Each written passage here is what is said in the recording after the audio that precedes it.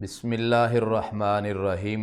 वैलुल लिकुल्लि हुमज़तिल लुमज़ह अल्लज़ी जमअ मालन वअद्ददह यहसबु अन्ना मालहु अख़लदह।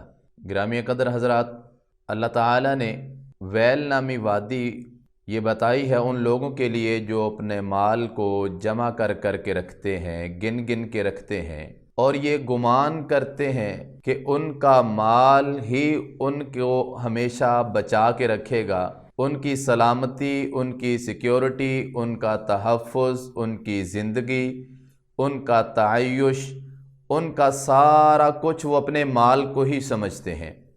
सारी ज़िंदगी माल माल माल माल कमाने के चक्कर में लगा देते हैं, माल के पीछे भागते रहते हैं। जबकि हदीस रसूल सल्लल्लाहु अलैहि वसल्लम क्या कहती है?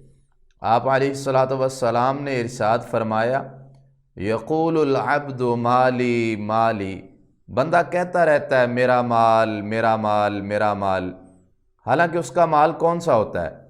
जो उसने खा लिया वो फना हो गया, जो उसने पहन लिया वो बोसीदा हो गया, और जो उसने अपने अल्लाह के रस्ते में खर्च कर लिया, अपने अल्लाह के रस्ते में लगा लिया, वो तोशे आखिरत बन गया।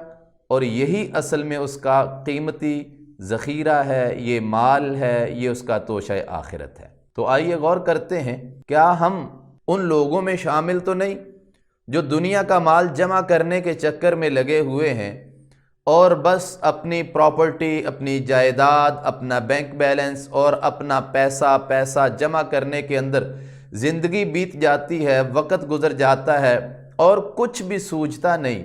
क्या उन लोगों में हमारा शुमार है, या फिर हमारा शुमार उन लोगों में है जिनको अल्लाह ताला तौफ़ीक अता फरमाते हैं, जितनी भी तौफ़ीक देते हैं वो अपने रब के रस्ते में उसको लगाते हैं, खर्च करते हैं, सदका करते हैं, अल्लाह ताला के रस्ते में लगाते हैं, गुरबा पे, यतीमों पे, मसाकीन पे, बेवगान पे। जैसा कि हदीस मुस्तफ़ा सल्लल्लाहु अलैहि वसल्लम में आता है कि एक बेवा के लिए कोशिश करने वाला, असाई अलल अरमिला, बेवा के लिए कोशिश करने वाला कल मुजाहिद फ़ी सबीलिल्लाह, उसका अजर इतना ज़्यादा है जैसे मुजाहिद फ़ी सबीलिल्लाह का अजर है।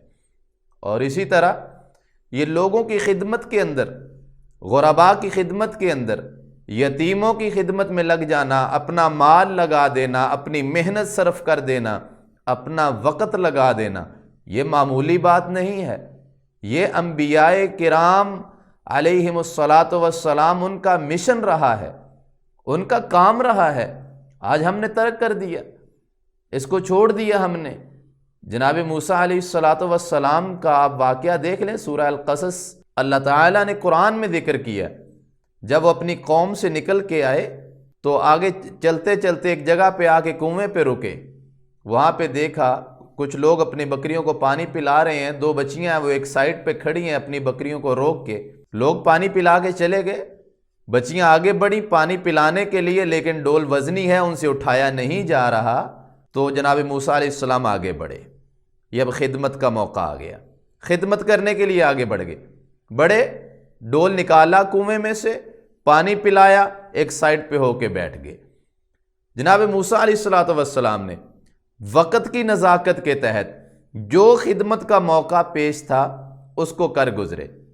और इसी तरह मैं जनाब रसूलुल्लाह सल्लल्लाहु अलैहि वसल्लम की हयात तय्यबा का जब मुताला करता हूँ तो मुझे तो नज़र इब्तिदा में यही आता है।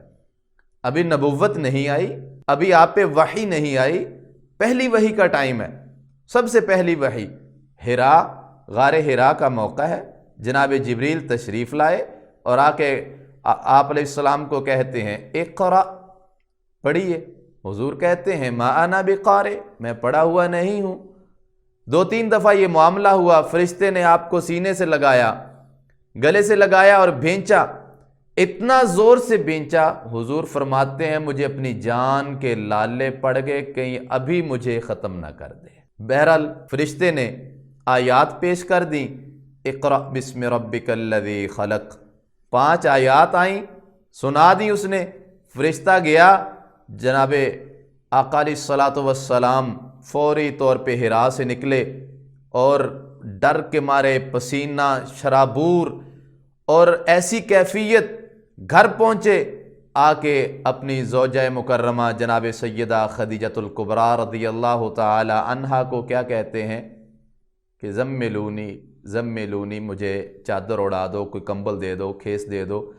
تیز بخار ہو گیا خوف کی وجہ سے، ایک نئی چیز دیکھ لی۔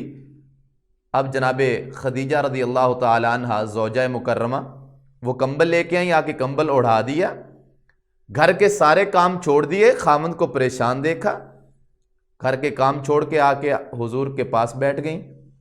حضور کو کہتی ہیں بتائیے کیا ماجرا ہوا، آج کیوں پریشان لگتے ہیں آپ؟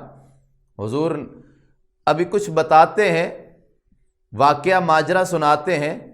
تو اماں جی رضی اللہ تعالی عنہا، کیسا خوبصورت سبق ہے۔ میں اپنی ماؤں بہنوں سے بھی یہ درخواست کرنا چاہوں گا کہ اماں خدیجہ سے یہ تربیت لیجئے، اپنے خاوند کا دل جیتنے کے حوالے سے، خاوند کو تسلی اور تشفی دینے کے حوالے سے۔ خوبصورت پیغام ہے تمام بہنوں کے لیے۔ اماں جی خدیجہ کیا فرماتی ہیں؟ حضور کلا واللہ لا یخزیک اللہ ابدا، ہرگز اللہ کی قسم میرا رب آپ کو ضائع نہیں کرے گا۔ کیوں ضائع نہیں کرے گا؟ اتنی طمانینت، اتنا اعتماد، اتنی خوبصورت بات۔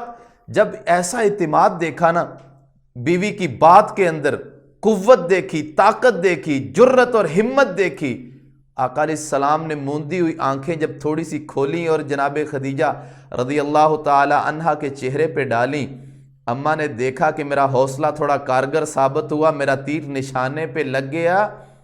اماں جی آگے بولیں اِنَّكَ لَتَصِلُ الرَّحِمَ وَتَحْمِلُ الْكَلَّ وَتَقْرِي الضَّيْفَ وَتُعِينُ عَلَى نَوَائِبِ الْحَقِّ۔ کہ آقا علیہ السلام اللہ آپ کو ضائع نہیں کرے گا۔ کیوں ضائع نہیں کرے گا؟ اس لیے کہ اِنَّكَ لَتَصِلُ الرَّحِمَ، آپ تو رشتوں کو ملاتے ہیں، اور جو رشتوں کو ملائیں ان کو رب ضائع نہیں کرتا۔ وَتَحْمِلُ الْكَلَّ، آپ لوگوں کا بوجھ اٹھاتے ہیں۔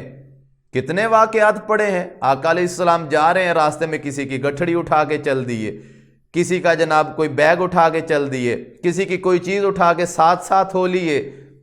اور آج میرے دور کا نوجوان، وہ بزرگ چل کے جا رہا ہو، ساتھ سے بائک سے گزر کے جاتا ہے، تیز بھگا کے لے کے جاتا ہے، اس کے اوپر مٹی اور دھول پھینک کے جاتا ہے، ساتھ بٹھاتا نہیں، کہیں ایسا نہ ہو کہ میں بٹھا کے نیکیاں لے لوں۔